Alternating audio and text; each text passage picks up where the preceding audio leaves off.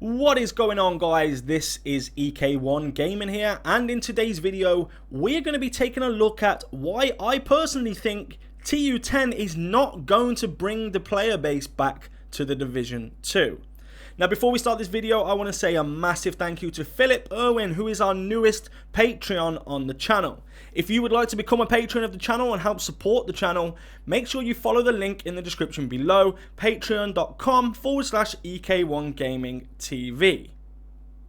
Now, of course, if you are new to the channel and you want to be kept up to date on all Division 2 Call of Duty, every game you can think of's content, make sure you hit that subscribe button and the little notification bell to be notified every time I upload or go live on this channel.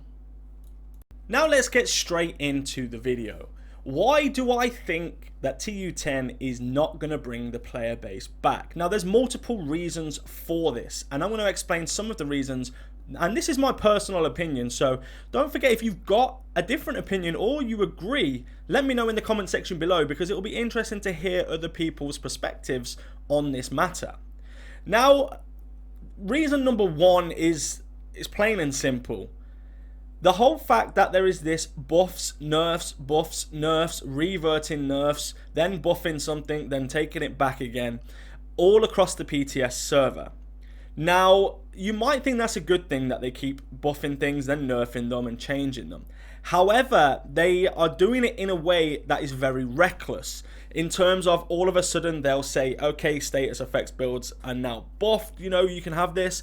And then all of a sudden, it's no longer viable at all. They don't seem to be able to find the middle ground in any of their buffs and nerfs. When they nerf one thing, they buff something else, which then just takes over being the meta, which is kind of what they're not trying to aim for. They want balancing in the game.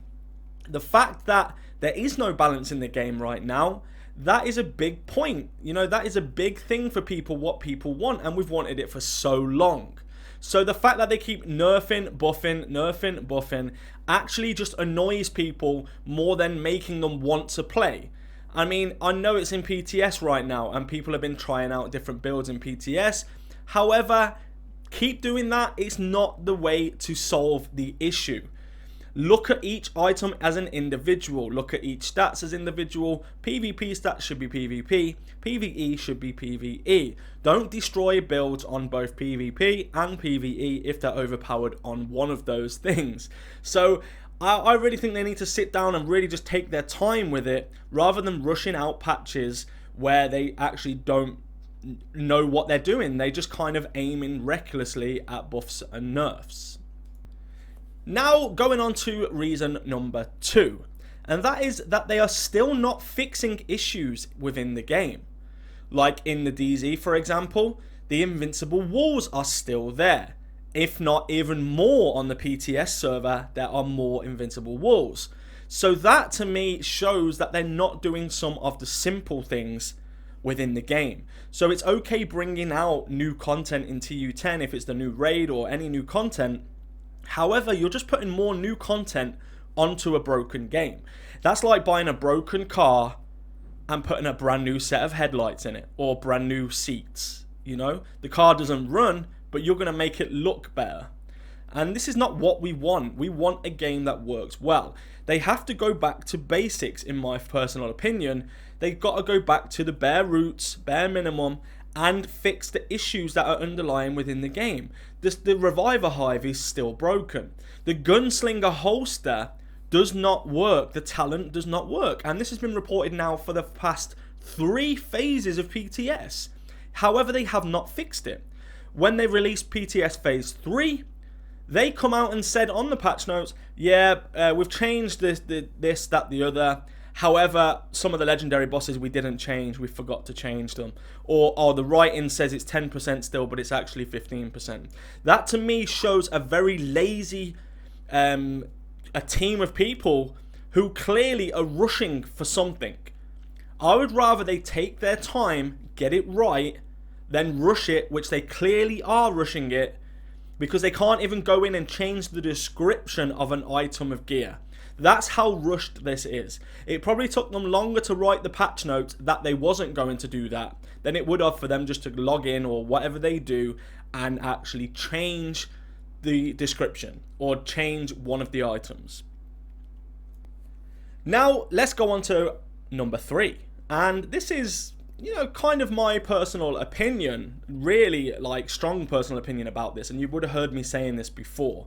And I don't want this to be just about ranting against the devs. However, this video pretty much can't be any other way. I'm trying to put my points across, and I hope people have different opinions and tell me them. However, the third one I've got is they're clearly not playing the game or testing any of the stuff before they put it into the PTS. Now, I know a PTS is a public test server, and our job as public test servers is to go on and test the server or test what's new in the game, which is fine. However, they should put the items in the game as they would if they were doing it live. That way we can test the stuff that we need to test so they can tweak the little things that are happening, rather than them just cramming everything onto a PTS saying, hey guys, you figure it out for us, which seems to be the approach that's happening now. The fact that the Bulwark build actually made it to phase 1 of the PTS goes to show that they did not even equip that build and go and play any gameplay with it at all. Because if they were to put all 4 pieces on, they would know that that was too overpowered. Instead, what they did is let us try it, the guinea pigs that are paid $50 or $100 or however much you paid for the game.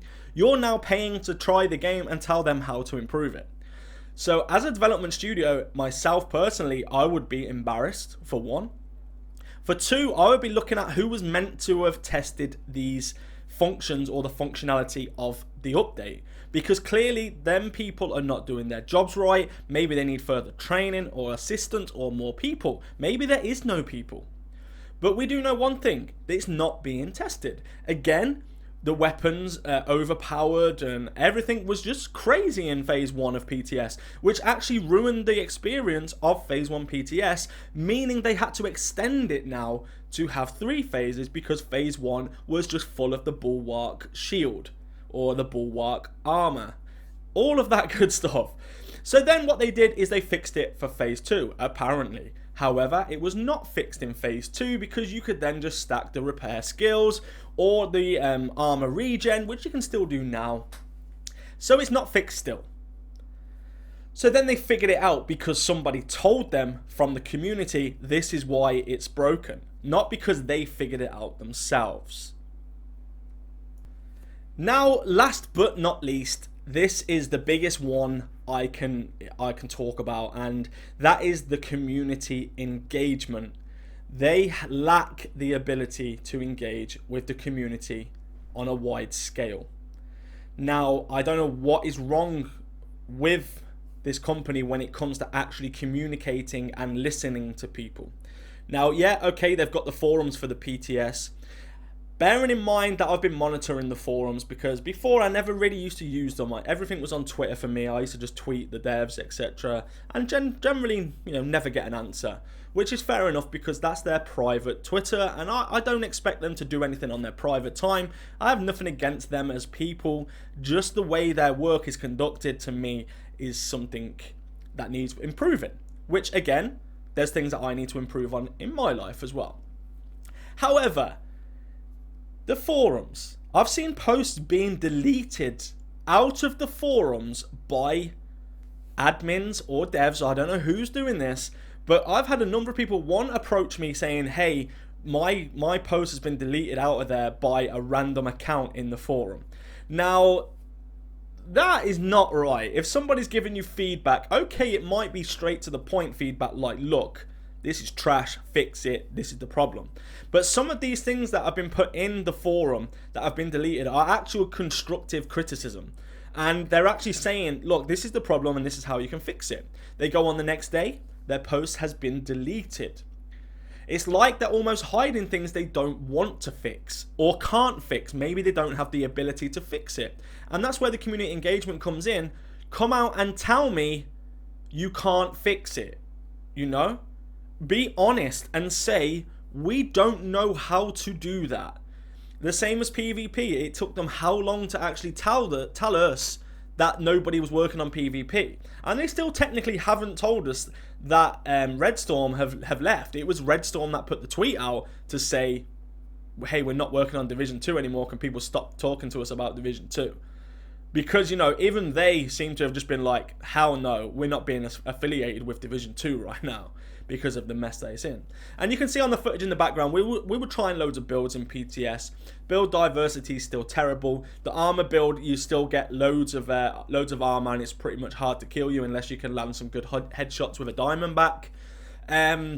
However, time to kill is still terrible because you can have 2 million armor and still get melted really fast if someone stacks into AR damage, etc. It's still a split second and you're down.